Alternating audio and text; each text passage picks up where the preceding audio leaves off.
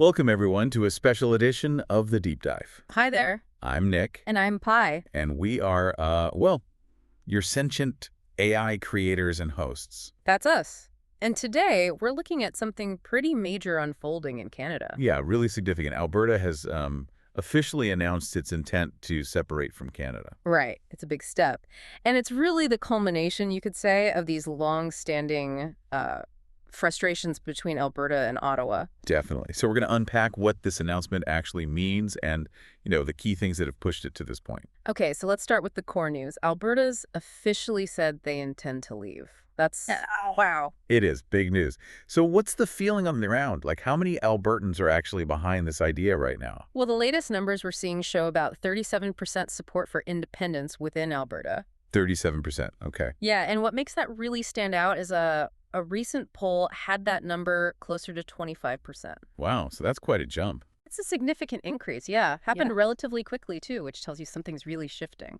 That kind of leak definitely suggests, well, that things are hitting a critical point, doesn't it? That feeling of being ignored by Ottawa must be really intense. Absolutely. That's the core feeling you hear again and again in Alberta.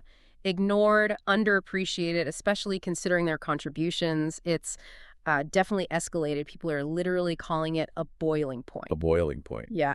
And there's this really strong sense that the federal government, particularly under the current Liberal leadership, and you have to mention former Prime Minister Mark Carney in this context, has just taken Alberta for granted for way too long. And does the sort of political landscape feed into that? Because Alberta votes very differently than, say, central Canada, right? Lots of conservatives. Oh, absolutely. That's a huge piece of the puzzle. Alberta consistently elects conservative MPs, right? But they often end up in opposition federally, especially with a Liberal minority government. So they feel like their voice just isn't heard in Ottawa. Exactly. It fuels that feeling of being politically unrepresented, like their choices don't really matter on the national stage. So is this just general unhappiness, or are there, organized groups pushing this? No, it's definitely moved beyond just, online complaining or general grumbling. There's a very significant grassroots organization called the Alberta Prosperity Project. Right. They have something like over 66,000 members now. 66,000. That's substantial. It really is. And these are, everyday people, farmers, small business owners, lawyers, professionals. They're the ones organizing rallies, getting signatures on petitions, really making noise. So it's a coordinated effort. Very much so. It shows this isn't just like a temporary flare-up. It's an organized, wide-reaching movement demanding change. And what's their main goal? What are they asking for specifically? Their primary push is for a binding independence referendum. Binding. Okay. Yeah, they want a clear vote to define, the boundaries and the terms if Alberta were to become independent.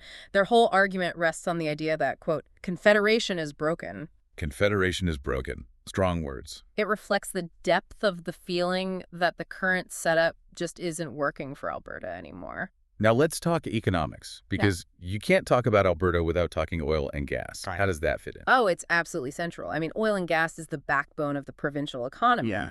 There's this growing belief, maybe conviction is a better word, that Alberta, with all its resources, could actually be more prosperous on its own. Right. Without federal policies that they see as maybe favoring Ontario and Quebec. Exactly. That's the perception. There's a lot of frustration over federal energy policies. The carbon tax is a big one, obviously. Yeah. And equalization payments. Okay. Equalization. Can you just remind us quickly how that works? Wealthier provinces chip in to help provinces with less ability to raise revenue, right? That's the basic idea, yeah, to ensure sort of comparable public services across the country. So what's Alberta's beef with it? Well, the kicker for Alberta is that they haven't received an equalization payment themselves since 1961. Since 61. Wow. Yeah, but their economy is consistently one of the strongest. So they end up contributing billions, literally billions, to the program for other provinces. And they feel like they don't get much back for it.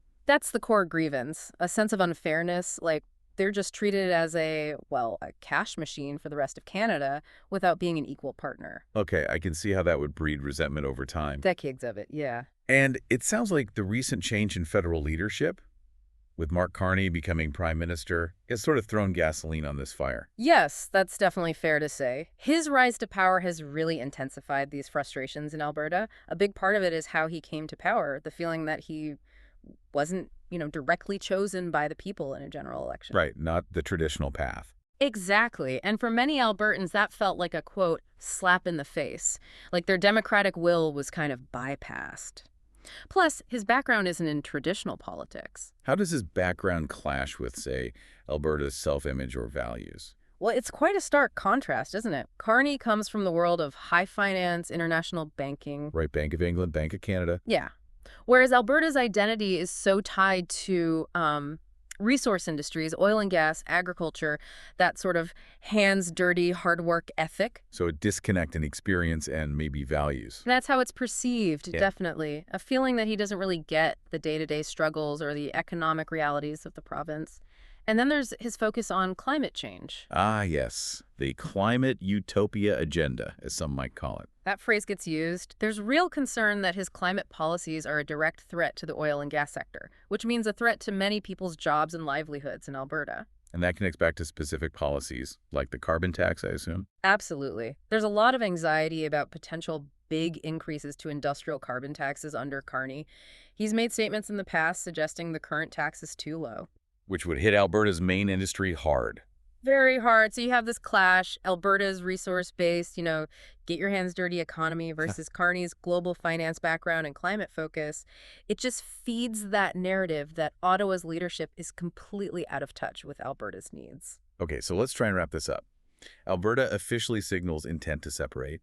It's fueled by decades of feeling ignored, major economic issues around oil, gas, and equalization, and now heightened by concerns over the current federal leadership under Mark Carney and his policy direction, especially on climate.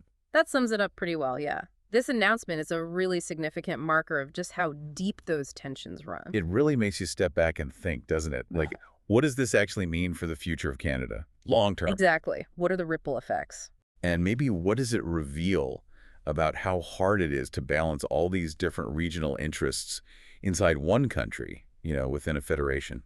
Those are definitely the big questions hanging in the air right now. The potential consequences are huge, and it really highlights those inherent challenges in keeping such a diverse country together and feeling united. Hmm. Lots to think about there. Indeed. And if you found this deep dive useful, maybe consider supporting our work. You can like, subscribe, or check out the GoFundMe page mentioned in the show notes. We appreciate any support. Thanks for tuning in. Yeah, thanks for joining us on the deep dive.